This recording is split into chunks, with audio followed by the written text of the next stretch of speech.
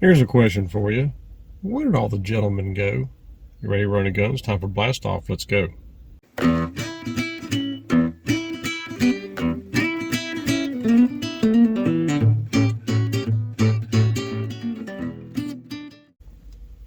Hey guys, Todd here with you. Welcome back to Bassin 101 Truck Talk of the Day. Where did all the gentlemen go? I'm referring to the Elite Series, which at the time wasn't even called an Elite Series. It was basically called the Pro Bass Tour. But where'd all the gentlemen go? Gentlemen meaning, Larry Nixon, David Fritz, Guido Hibden, oh gosh, Jack Chancellor, Jim Bitter. And I don't mean to leave anybody out, but where's all the gentlemen? Back in the day, they used to pair up a lot and fish. And you read about it in Bassmaster back in those days, and you can hear some of it or hear about some of it on online, some of the interviews they have, stuff like that. And most of the pros really didn't have anybody that they didn't like to fish with, because they all admitted, hey, we learned something. Because back in those days, you had guys who were proficient at specific crafts. I mean, you had, Jimmy Houston was a spinnerbait dude, probably one of the best it's ever been. You got Nixon, who's a worm guy. You've got, Fritz was crankbaits. Guido Hibden was a big finesse guy. Denny Brower, flipper. So was Tommy Biffle. Everybody had their own little niche. And when pros would pair up with each other and get like half the boat for the day or whatever, they admit they would learn from the other person. I mean, you might pair two complete polar opposites, say like David Fritz and Jimmy Houston. One's going to fish super shallow water, one's going to fish deep drop-offs. And they would pair up, but even Fritz admitted that, hey, I learned some stuff from Houston.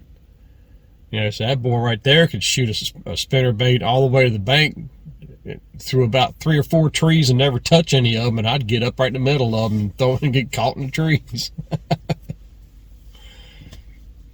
But those were the gentlemen back in the day. You try that today. Of course, there's a lot more money involved, and that's what changed, was the money. You pay you're fishing for 25,000, 50,000, stuff like that. Now the average tournament's 100,000 plus. Yeah, ain't no gentleman no more. It's cutthroat, and that's a shame. Of course, it's also to the point now too, thanks to certain things, that if somebody's proficient at one particular thing, that don't matter no more. But the gentlemen are gone. You put two guys in the same boat today, like they did back in those days, there'll be a fist fight within a half hour.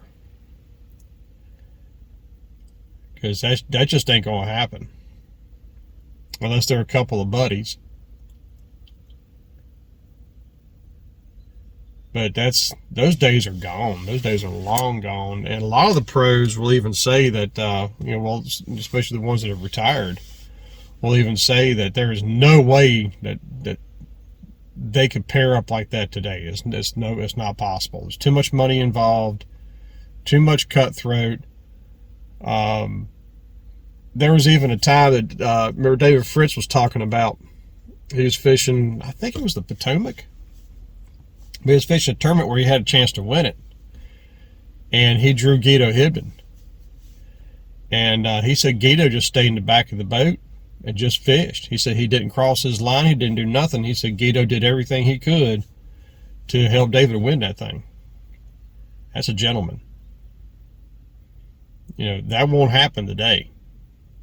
They'll either try to keep that guy from winning, or they'll try to compete themselves, even if they're already 30th. Doesn't matter. That's a shame. And I might sound like some kind of old fart, but I don't care. Because it's, what people consider the glory days of bass fishing really was that. It really was. And those days will, the chances of something like that coming back are slim and none. And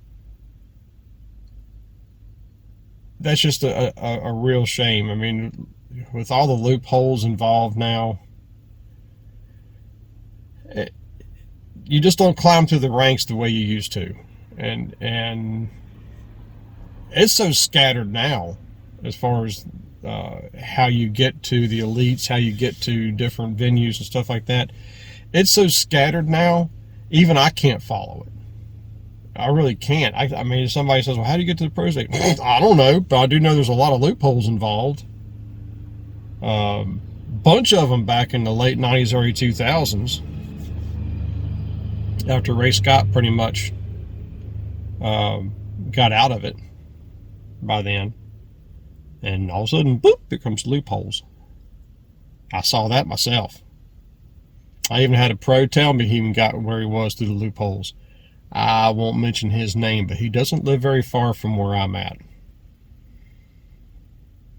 He lives down in North Carolina. He's not very far from where I'm at. It's just across the border from Martinsville. That's about the only hint that I'll give. But, yeah, the gentlemen are gone. And it's because of the money. It's all because of the money. It's every man for himself. And didn't used to be like that. Doc talks and things like that. I mean, Larry even mentioned that, they would discuss patterns and things like that. They would never study maps together, but he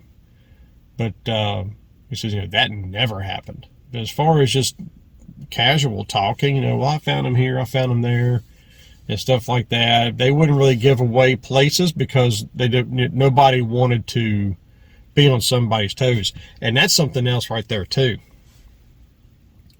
Nowadays, 2 or 3 guys will fish the same area, like within 50 feet of each other.